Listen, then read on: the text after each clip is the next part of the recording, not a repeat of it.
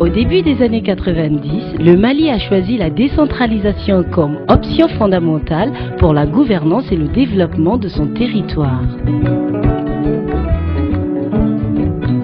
La décentralisation a été installée sur l'ensemble du territoire national à partir de notre démocratisation, c'est-à-dire à partir de 1991. La décentralisation, c'est un processus politique pour approcher les niveaux de décision des citoyens. Ça permet un peu l'objectif, c'est améliorer la qualité de vie des populations à la base, au lieu de prendre toutes les décisions au niveau central. Les élections communales ont été organisées sur l'ensemble du territoire national en 1999. La décentralisation a impliqué la mise en place des collectivités territoriales. Ce sont les régions, les cercles et enfin les communes. Donc comment faire en sorte que l'ensemble de ces acteurs développent leur vision de quelle sera leur région demain et le rôle que chacun des acteurs doit jouer, le secteur privé, les autres collectivités, les services de l'État, ainsi de suite. Donc, ce qui est recherché par rapport à la décentralisation, c'est de voir comment on peut libérer l'initiative locale en donnant une certaine autonomie à ces entités locales. Le Mali est découpé en 8 régions. Ces collectivités du niveau le plus proche de l'État ont une mission bien précise et s'articulent autour d'un organe élu, le Conseil régional.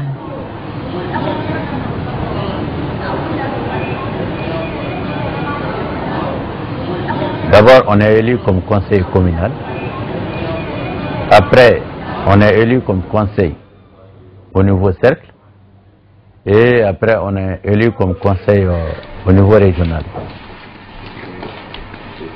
Le conseil régional a une mission qui consiste en la conception, la programmation, la mise en œuvre des actions de développement économique, social et culturel. C'est le conseil régional qui est véritablement, selon les textes de la décentralisation, le maître d'ouvrage du développement économique.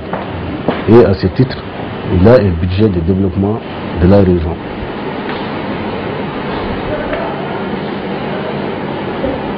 Tout développement de la région passe par le conseil régional.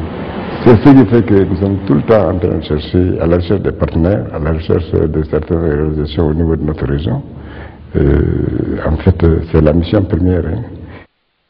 Et aucune commune ne doit être développée au départ d'une autre. Donc c'est un développement global. Le tout va ensemble. Il n'y a pas un pan qui descend, l'autre monte. On veut que le tout aille ensemble. Voilà.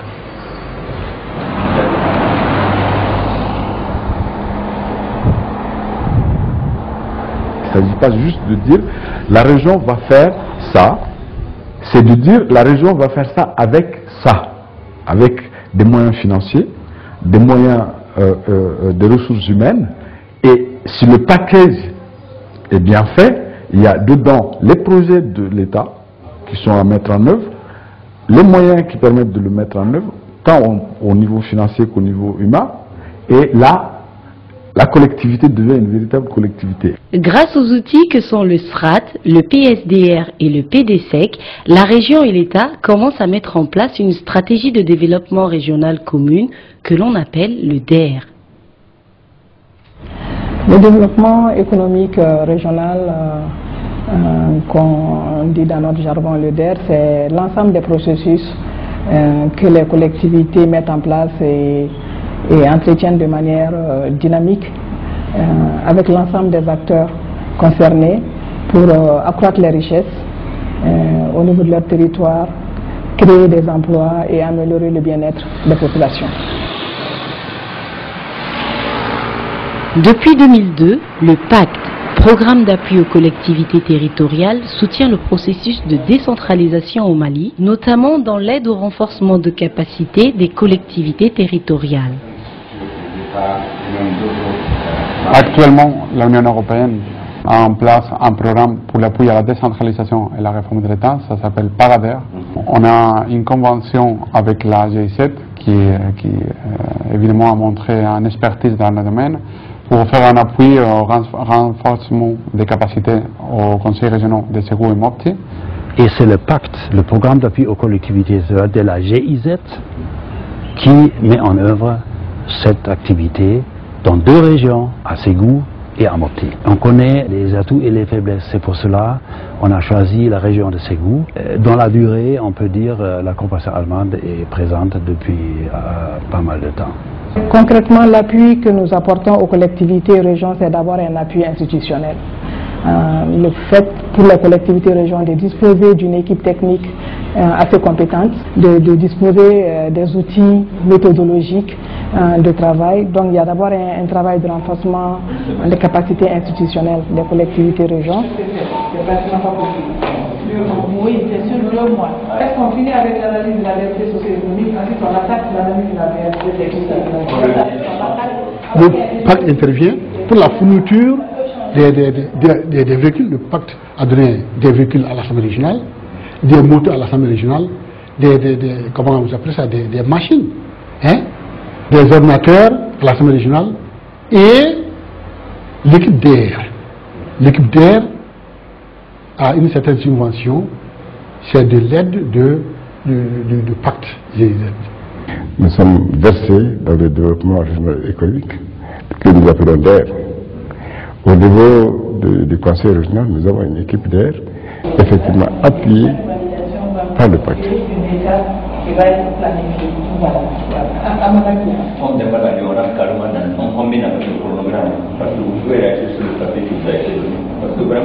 Des cadres de concertation pour l'élaboration d'une stratégie d'air ont été mis en place par le Conseil régional et l'État, le CROCSAD et la plateforme. C'est ce qu'on appelle nos cadres de concertation habituels qui sont mis en place par le gouvernement en vue de coordonner, de suivre l'ensemble des actions de développement qui sont opérées au niveau territorial. Et nous avons pour ce faire le CROCSAD, qui est stipulé comme ça. C'est le cadre de concertation appelé Comité régional d'orientation, de coordination et de suivi des actions de développement, le CROCSAD. C'est la collectivité région qui facilite les concertations entre les acteurs dans le cadre de ce que nous avons appelé les plateformes. Bon, la plateforme est un réseau qui regroupe tous les acteurs intervenant dans le développement de la région, dont les représentants des groupes socio-économiques, les groupes fêtières, les opérateurs économiques, la tutelle, les services déconcentrés de l'État et des représentants des communes, cercles. Au cours de ces cadres de concertation, une stratégie d'air a été élaborée dans les conseils régionaux de Ségou et de Mopti. Il a alors été judicieux d'analyser puis de privilégier la promotion de certaines filières économiques. Quand on a mis en place la plateforme qui constitue 60 personnes, c'est de là qu'on a dégagé les groupes filières. Donc chaque groupe filière avait environ 20 personnes donc, qui travaillaient sur les filières retenues par le DER, qu'on a eu à estimer ça pendant la plateforme. On vient de mettre en place 2 unités de transformation d'échalotes et de tomates à Nyono et à Massina. Et on a réussi l'aval d'un privé, notamment Sina Industrie, qui promet d'installer une usine de transformation de tomates dans la zone office du Niger. Bon, avec notre politique de développement économique régional aujourd'hui, on a demandé à l'office en tout cas de donner au privé des parcelles aménagées exclusivement pour la culture de la tomate et de l'échalote. Il y a eu beaucoup de critères d'élimination, de notation, etc., qui ont abouti au choix des 3 filières les plus porteuses de la région. Est-ce que c'est une filière qui a de l'avenir? Est-ce que c'est une filière qui emploie beaucoup de gens? Est-ce que c'est une filière donc qui résorbe l'emploi, qui crée l'emploi? Il y a des projets structurants qui relèvent de la compétence des collectivités et il y a les projets productifs qui relèvent du privé. Donc aujourd'hui, ce que le conseil régional est en train de faire, c'est de promouvoir ces filières à travers l'aménagement, à travers les aménagements, par exemple les aménagements pastoraux, les aménagements halieutiques. Donc à travers ces projets structurants, le Conseil régional est en train de mettre la base pour attirer les investisseurs au niveau de la région.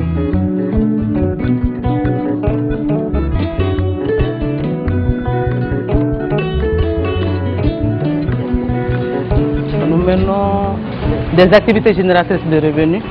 Principalement, nous évoluons dans le domaine du textile. Mon rôle était un rôle de représentation de ma fêtière et de défendre aussi l'intérêt de ses membres, surtout dans le développement de la région, dans le programme DER. Donc, ils vont nous appuyer, ils vont nous évaluer, ils vont nous suivre. Et techniquement aussi, je crois bien qu'ils vont nous appuyer. Dans le groupe filière bétail-viande par exemple, l'analyse des chaînes de valeur a permis de mettre à jour quels projets seront appuyés par le conseil régional, comme la création de marchés à bétail, la réalisation de voies d'accès pour des zones de pâturage, la modernisation des abattoirs régionaux ou encore la création de boucheries modernes.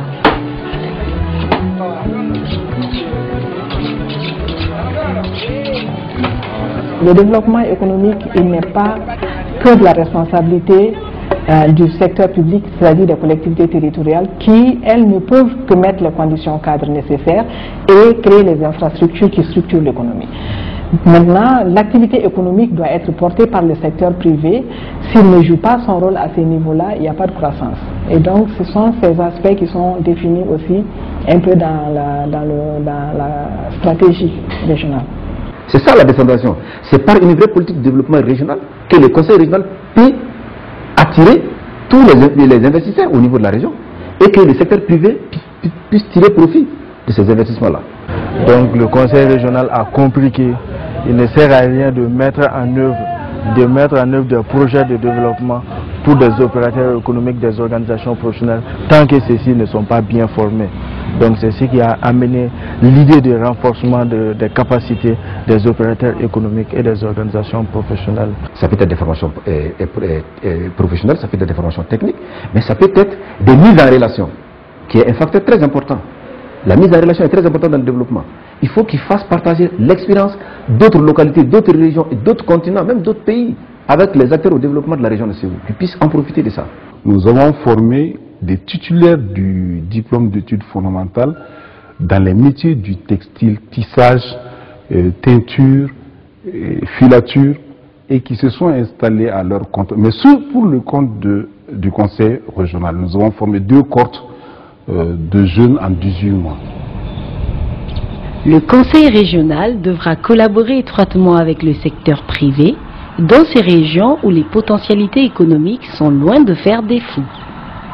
La zone de Ségou est appelée à se développer et nous lançons un appel aux opérateurs économiques pour qu'ils viennent investir à Ségou parce que Ségou a une situation particulière au Mali du point de vue géographique, mais du point de vue économique également. Le conseil régional, qui est le fer de lance du développement de la région, ne peut être qu'un appui pour l'Asie. Dans la mesure où la création de cette zone va créer des emplois au niveau de la région.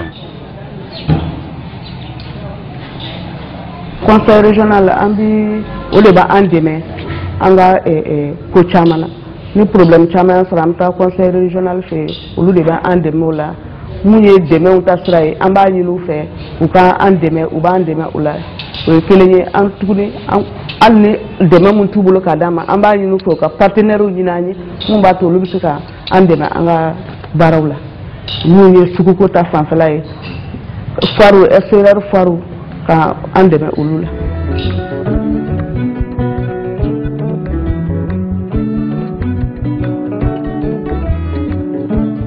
L'Assemblée régionale, le Conseil régional, ce sont nos partenaires. Nous travaillons dans une dynamique de promotion de l'économie locale. C'est pourquoi nous avons créé un programme depuis 7 ans qui travaille avec les différentes mairies et l'Assemblée régionale qu'on appelle le Conseil pour la promotion de l'économie locale.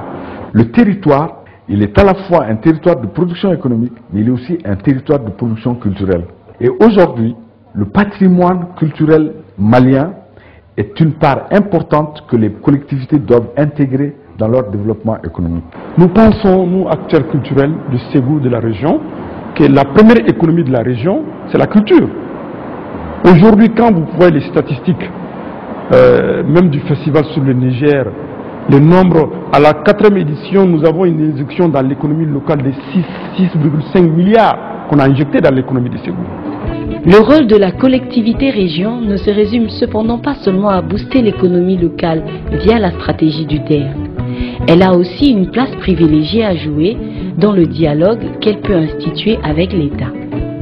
Entre la région et l'État, le développement économique régional se fonde sur un peu des principes de partenariat. La région a ses préoccupations définies de façon concertée. L'État aussi a ses préoccupations d'ordre national, faire en sorte que la région puisse les porter. Il y a le partenariat qui se traduit de façon concrète à travers des instruments tels que les contrats de projet, les contrats plan État-région. Et les besoins de la population que nous recevons, nous les traduisons en besoins envers l'État. Et c'est ce qui, normalement, doit alimenter les contrats plans avec l'État. Je pense bien qu'aujourd'hui, nous sommes bien affûtés pour pouvoir discuter de ces contrats plans État-région. Donc aujourd'hui, nous avons des types de projets qui sont de grande envergure, qu'une seule collectivité ne peut pas mettre en œuvre, mais qui nécessitent la participation d'acteurs externes à la collectivité, qui sont les opérateurs économiques. Le contrat plan État-région n'exclut pas, au contraire favorise dans notre vision le partenariat public-privé. Qu'est-ce que le privé va pouvoir jouer comme rôle?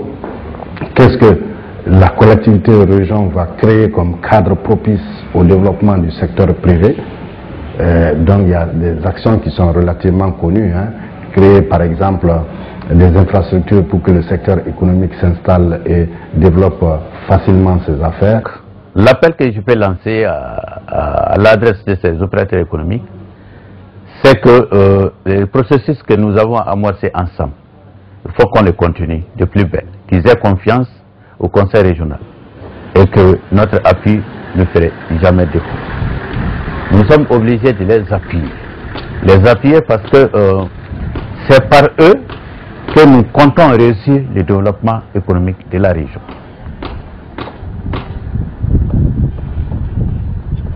Donc qu'on fasse confiance, qu'on se donne la main dans un exercice de partenariat, comme on le dit, des gagnants-gagnants. Le conseil régional, ce qu'il gagne, c'est que c'est la région qui se développe. Économiquement, si la région se développe, ça veut dire que nous qui sommes les acteurs au développement, nous allons avoir beaucoup de ressources. Et plus nous avons les ressources, plus nous allons payer d'impôts, plus nous payons d'impôts, plus la collectivité régionale et la collectivité au nord de la région vont s'enrichir. Plus ils s'enrichissent, plus ils vont investir pour le développement de la région. Donc c'est un cercle fermé. Un développement économique régional adéquat devrait renforcer la cohésion sociale et contribuer à la paix, la sécurité et la stabilité dans ce pays. Le développement économique garantit le bon fonctionnement de la décentralisation comme mode de gouvernance au Mali. Dans ce vaste champ d'opération, chacun doit connaître sa position et jouer son rôle pour que l'économie locale devienne demain une vraie force pour le pays.